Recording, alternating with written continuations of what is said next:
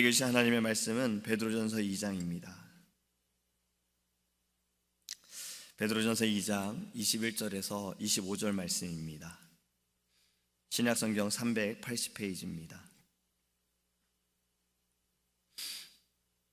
베드로전서 2장 21절에서 25절입니다. 이를 위하여 너희가 부르심을 받았으니 그리스도도 너희를 위하여 고난을 받으사 너희에게 본을 끼쳐 그 자취를 따라오게 하려 하셨느니라.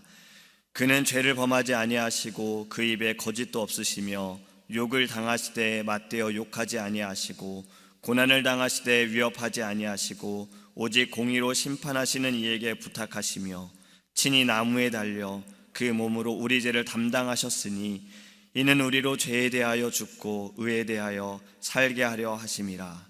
그가 채찍에 맞음으로 너희는 나음을 얻었나니 너희가 전에는 양과 같이 길을 잃었더니 이제는 너희 영혼의 목자와 감독 되신 이에게 돌아왔느니라.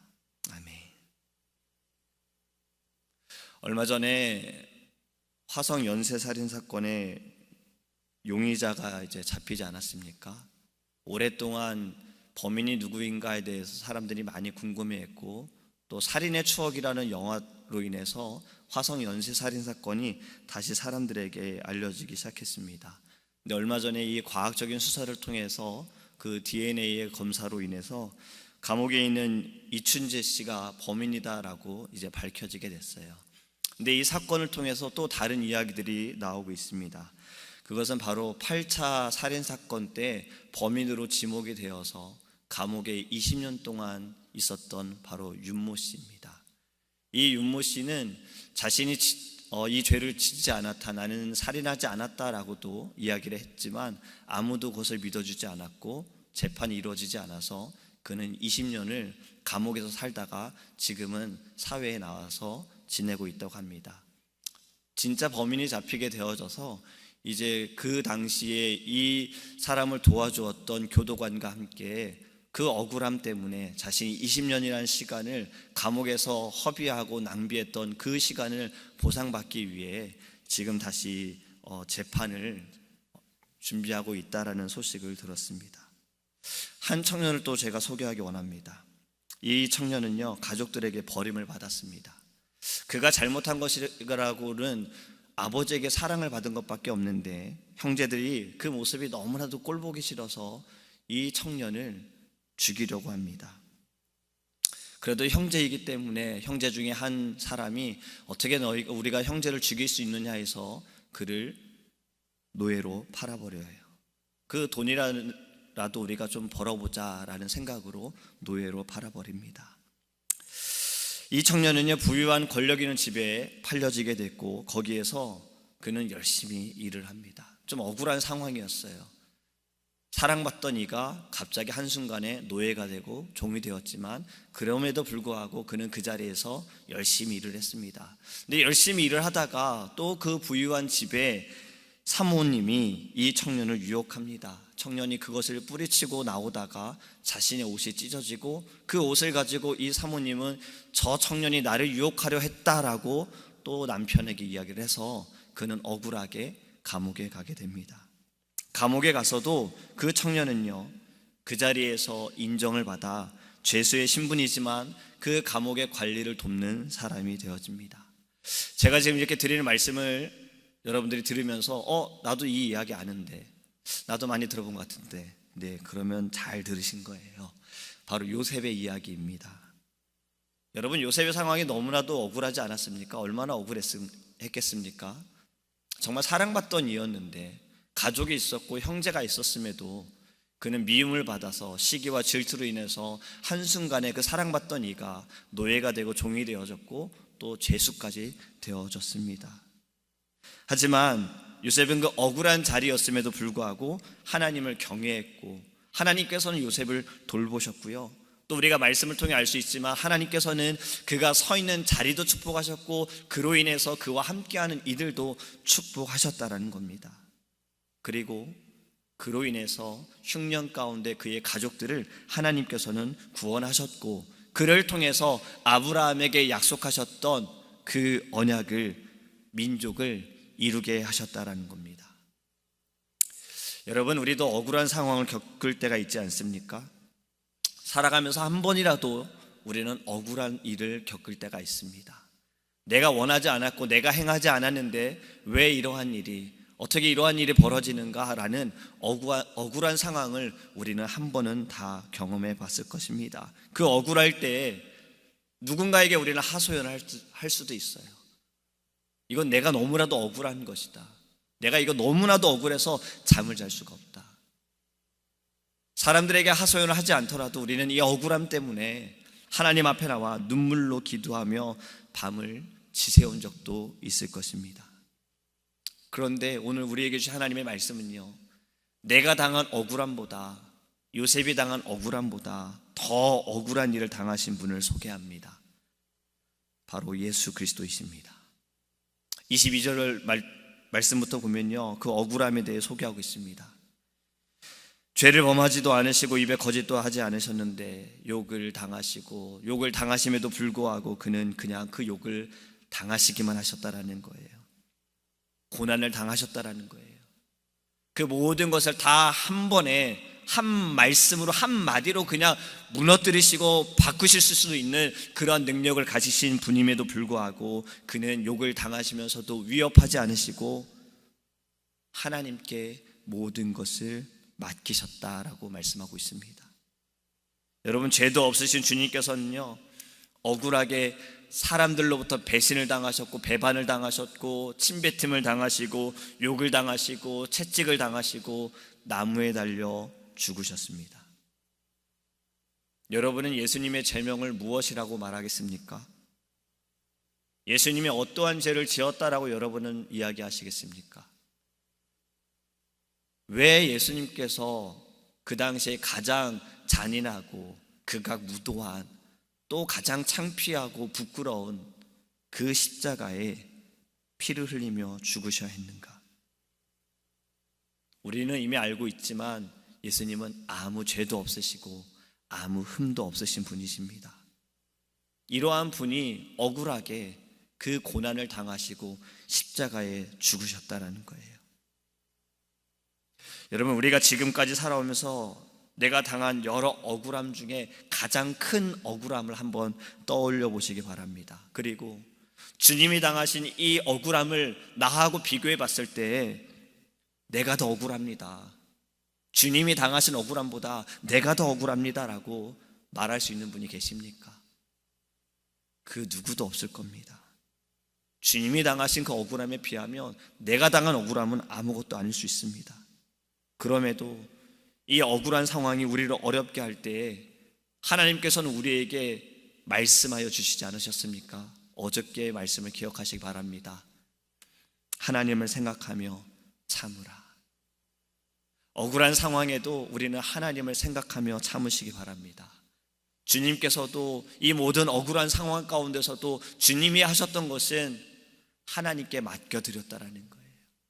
하나님께 부탁하였고 하나님의 그 모든 뜻대로 주님께서는 따라가셨다라는 겁니다. 오늘 우리에게 주시는 말씀이요, 이 억울한 상황 가운데서도 주님께서 당하신 그 이유가 21절의 말씀에 기록된 것처럼 너희를 위하여, 단 하나입니다. 이 모든 억울한 일을 당하신 건 너희를 위하여, 우리를 위하여 고난을 받으셨다라는 겁니다.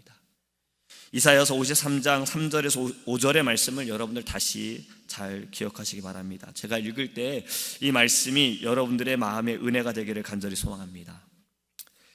그는 멸시를 받아 사람들에게 버림받았으며 간고를 많이 겪었으며 질고를 아는 자라. 마치 사람들이 그에게서 얼굴을 가리는 것 같이 멸시를 당하였고 우리도 그를 귀히 여기지 아니하였도다. 그는 실로 우리의 질고를 지고 우리의 슬픔을 당하였거늘 우리는 생각하기를 그는 징벌을 받아 하나님께 맞으며 고난을 당한다 하였노라. 그가 찔림은 우리의 허물 때문이요 그가 상함은 우리의 죄악 때문이라. 그가 징계를 받음으로 우리는 평화를 누리고 그가 채찍에 맞음으로 우리는 나음을 받았도다. 할렐루야. 주님의 상함과 징계를 받음과 채찍을 맞으심과 이 모든 일을 당하신 것은 우리의 허물과 죄악 때문이고 이로 인해서 우리는 평화를 누리고 나음을 입게 되었다라는 겁니다. 근데 오늘 본문에서는요, 우리에게 한 가지를 더 말씀하고 있습니다. 바로 21절 하반절에 본을 끼쳐 그 자취를 따라오게 하려 하셨느니라. 어떤 자취를 우리에게 따라오게 하기 위함인가? 바로 주님 가신 그 길을 따라오게 하시기 위해 주님께서는 이 모든 억울한 일들을 당하셨다라는 겁니다. 앞에서 말씀을 나눴던 것처럼요, 우리는 주님이 가신 길이 어떠한 길인지 너무나도 잘 알고 있습니다. 결코 쉬운 길이 아닙니다. 평탄한 길도 아닙니다. 세상의 사람들이 절대로 원하는 길도 아닙니다. 교회를 다니는 이들 가운데에는요, 이 길을 가고 싶어 하지 않는 이들도 있습니다. 우리가 철로역정에서도 이러한 상황을 들어보지 않았습니까? 주인공이 크리스천이 이 길을 가다가 돌아오는 사람들을 만나게 됩니다. 그 길이 무섭기도 하고 험난하기도 하고 쉽지도 않기 때문에 돌아오는 사람들도 있었습니다. 그리고 이 크리스천 주인공과 또 그와 함께 동행하는 소망씨가 길을 가다가 이 길이 너무나도 힘들다. 근데 옆에 길을 보니 분명히 방향은 같은데 이 길은 험난하지만 저 길은 잔디로 되어 있고 풀밭이어서 걷기도 편하고 너무나도 좋으니 우리가 일단은 저 길로 가다가 나중에 만날 때에 다시 옮겨오자라고 그들은 잠시 길을 벗어납니다. 길을 벗어났을 때 그들은요, 절망의 거인을 만나서 더 어렵고 힘들고 죽고 싶은 순간까지 그들은 오게 되어집니다. 여러분, 우리는 이런 질문을 할 수 있습니다. 꼭 그 길을 가야 합니까? 지금 이렇게 험난하고 어려운 길인데 이 길을 꼭 가야만 합니까? 다른 길은 없습니까? 정답은 없습니다. 그 길을 가야 합니다. 주님 가신 그 길을 우리는 가야만 합니다. 주님만이 구원의 길이시고 생명의 길이시기 때문에 우리는 그 길을 가야만 합니다. 그 길이 내 눈에, 사람들의 눈에, 이 세상의 사람들의 눈에 보여질 때 길이 좁고 협착하고 어려울지라도 우리는 가야만 합니다. 이 길을 벗어나는 것은 생명의 길에서 벗어나는 것입니다. 여러분, 주님이 가신 그 길이 고난의 길일지라도요, 우리가 반드시 기억해야 할 것은 그 길의 끝은 절대로 고난으로 끝나지 않는다라는 거예요. 그리고 허망하게 끝나지 않는다라는 겁니다. 오히려 잘된 길, 좋은 길, 내가 가고 싶은 길은 그 길의 끝은요, 허망할 수 있고 허무할 수 있습니다. 하지만 주님 가신 그 길의 끝은요, 반드시 열매가 있고 또 우리가 자주 부르던 찬양처럼 그 길 끝에는 주님이 두 팔을 벌려 우리를 환영해 주실 것입니다.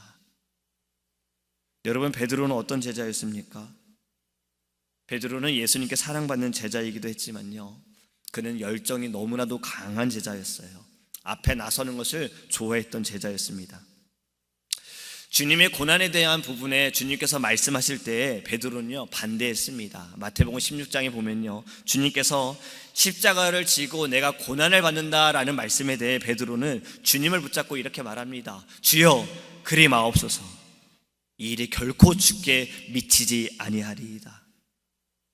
여러분, 만약에 누군가 나에게 이렇게 말한다면요, 우린 기분 좋을 거예요. 감동도 받을 거예요. 저 사람이 나를 이렇게 생각해 주는구나. 그래서 그에게 좋은 말로 타일르면서 아니야, 그래도 내가 이 길을 가야 돼 라고 말할 수 있는데, 우리 예수님께서는 베드로의 그 말을 듣고서 그를 책망하십니다. 사탄아, 내 뒤로 물러가라. 너는 나를 넘어지게 하는 자로다. 네가 하나님의 일을 생각하지 않고 도리어 사람의 일을 생각하는도다. 베드로가 얼마나 무안했을까요? 그리고 베드로에게 또 이렇게 말씀하십니다. 이 말씀은요, 우리에게도 주시는 말씀임을 믿습니다. 누구든지 나를 따라오려거든 자기를 부인하고 자기 십자가를 지고 나를 따를 것이니라. 할렐루야. 여러분, 그리스도를 본받는다는 것은, 주님 가신 그 길을 간다라는 것은요, 어려운 상황도 겪게 되어지고 어려운 일도 겪게 되어집니다. 억울한 일도 당할 수 있습니다. 우리는 그럴 때에도 하나님을 생각하며 인내하기를 간절히 소망합니다. 또한 우리가 부당한 자리에, 불법의 자리에 있는 것이 아니라 날마다 하나님의 그 은혜의 자리에 있음을 기억하며 하나님께 감사하기 원합니다. 말씀을 맺습니다. 우리 모두는요, 하나님의 자녀들은요, 우리 제일장로교 성도님들은요, 고난으로 부르심을 받은 분들이십니다. 다윗도 베드로도 바울도 모든 하나님의 자녀들은 고난 가운데 있었습니다. 하나님의 자녀는 고난을 받을 수밖에 없음을 기억해야 합니다. 로마서 8장 17절의 말씀에도요, 자녀이면 또한 상속자 곧 하나님의 상속자요 그리스도와 함께한 상속자니 우리가 그와 함께 영광을 받기 위하여 고난도 함께 받아야 할 것이니라. 할렐루야.